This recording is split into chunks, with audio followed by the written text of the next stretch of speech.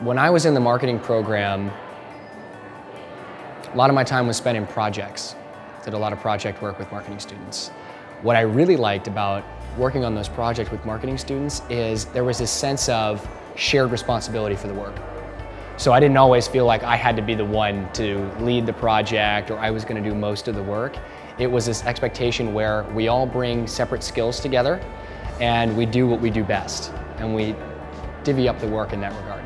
The thing that's helped me the most in my career from marketing is really the team projects, being able to lead a team project and tell a story about why it was important that I led that team project, what we were able to accomplish when we worked together. I think that is the biggest thing California marketing has to offer. I mentor a lot of students, and what I've found most remarkable about Cal Poly students is their real curiosity for wanting to do things. So it's not about just being theoretical. They're not satisfied with just learning what's in the book or just trying to figure out statistics, but actually how do they apply it.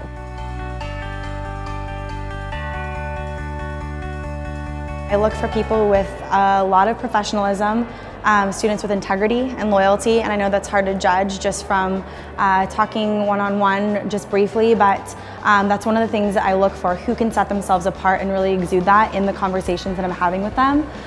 Me particularly, I'm looking for sales students, so somebody who's extremely passionate about being in a sales environment long-term, who's very competitive, team-oriented, who wants to receive mentorship and feedback, and who's able to also give that mentorship and feedback to others.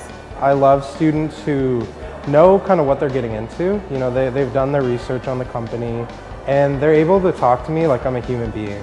Just remember that recruiters are people, and if you can have a good conversation with me and like keep me interested in you as a person, I'm more likely to like your resume and your qualifications. 3 things that we look for most that I think that everybody should come with is what we call CIA: curiosity, intelligence, and attitude.